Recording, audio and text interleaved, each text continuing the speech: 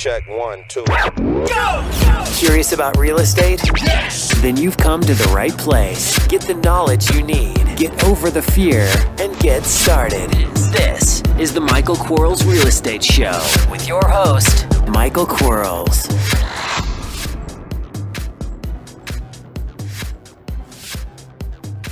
Hello, everybody. Michael Quarles with Podcast 59.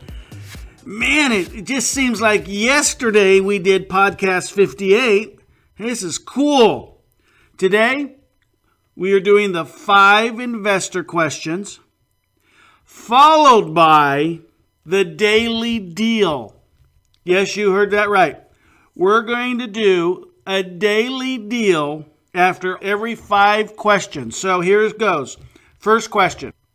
Do you suggest referring a seller to a real estate agent to use, or do you hope that they will try and come back to you if they don't sell?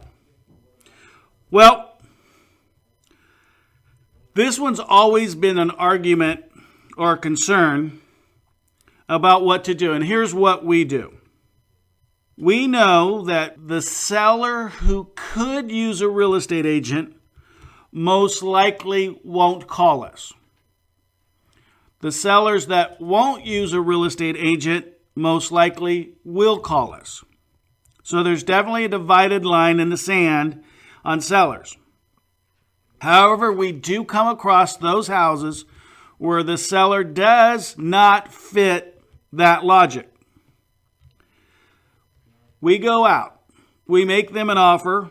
Actually, we don't go out anymore. We make them an offer on the phone. They don't accept our offer. The question is what do you do with it at that point? Well, at that point, I'm going to have already retrieved their email address. So I'm going to send them a bucket load of emails over the next 59 days. They're going to get an email pretty much every other day. Tells them how great our service is, what we do. They're going to get called back at day 15, day 30, day 60, day 90. They're also going to get over that 60-day period 2 more pieces of mail from me. So we're hitting them.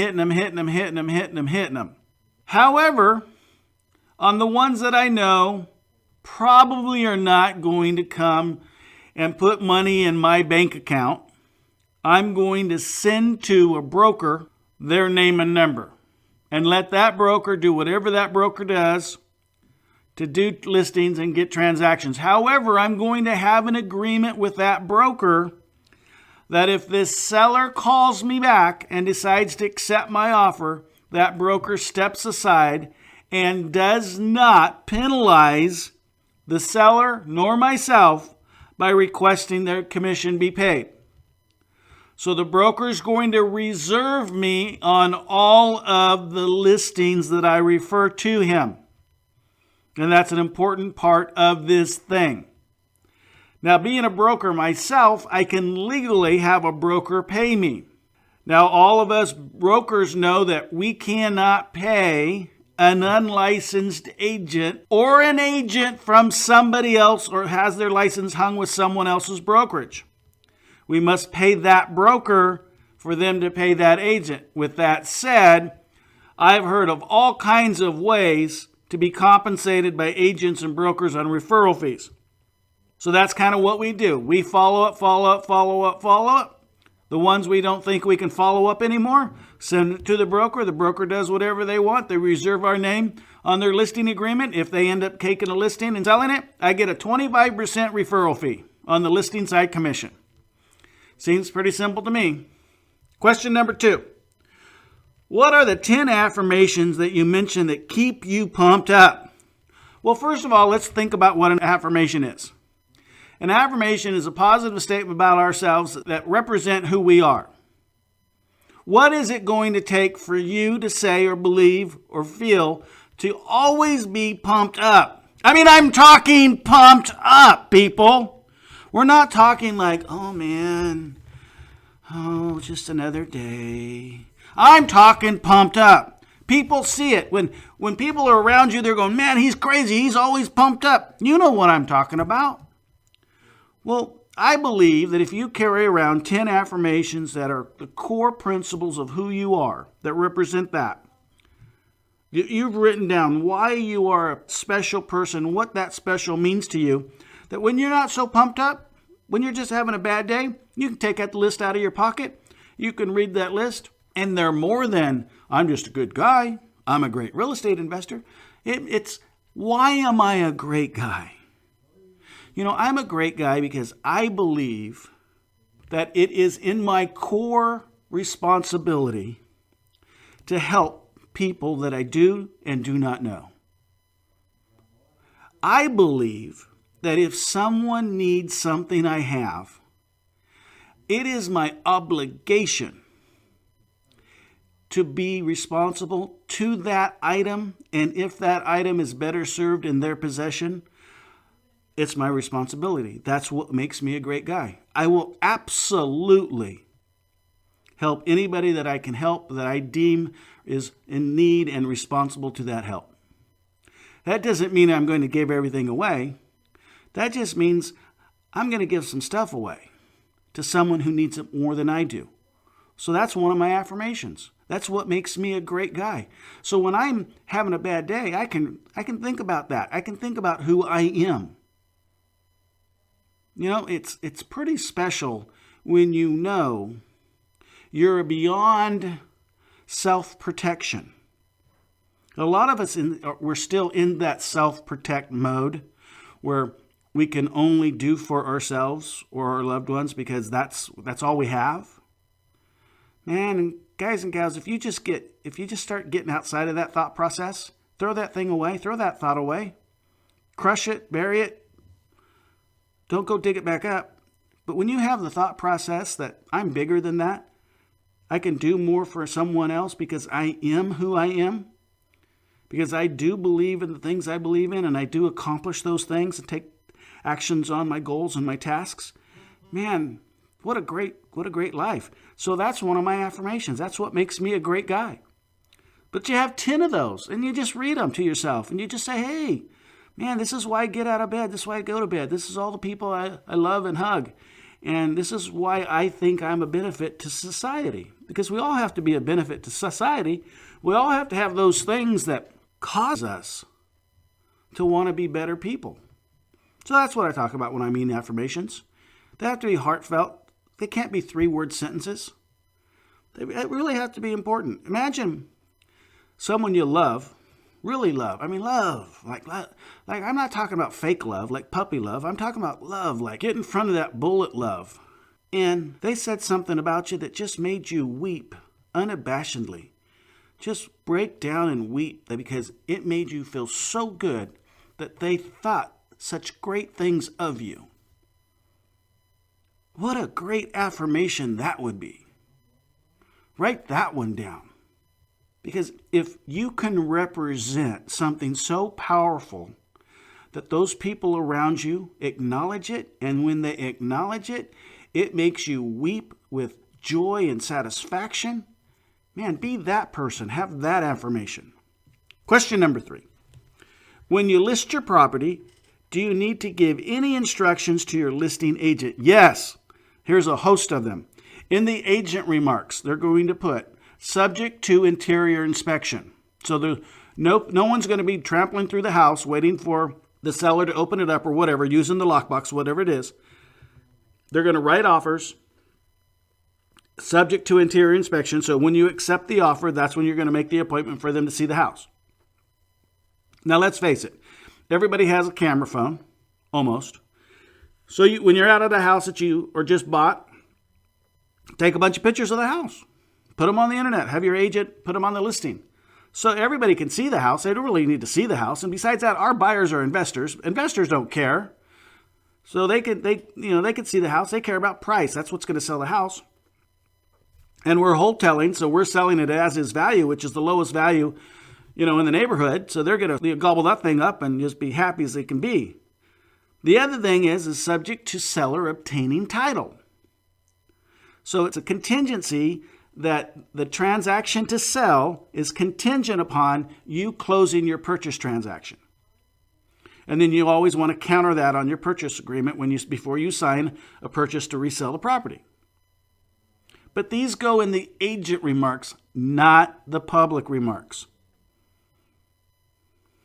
Now, there are times that I will actually pay my agent or authorize my agent to pay the selling agent, which is the person who represents the buyer, more money for a cash offer, full cash offer, closed in 30 days. So my job, if I spend another $750 to sell a house for cash and get it closed in 30 days or less, who cares? I'll do that all day long. So I want to reward people for doing a great job. I want to reward people for doing a better job than they would normally do. And I want to fall forward and buy and sell a lot of houses. Thanks for listening to Buy, Sell, Fix, Flip. We'll be right back. Are you running out of leads? It's time you tried Yellow Letters at yellowletters.com. Get motivated seller leads through yellow letters, postcards, zip letters, typed professional letters, greeting cards, door hangers, and business cards. Yellow Letters is a full-service marketing company created with your success in mind. Get the personal attention you need to get your direct mail campaign started and get in touch at yellowletters.com. And we are back in 3, 2, 1. Question number 4. When talking to realtors about listing your house, how do you stay in control of the conversation? Boy, that's an easy one. If anybody butts in, that's a great question. When I'm finished asking my questions or going over what I need to go over, I'm going to give you adequate time to ask all the questions you want.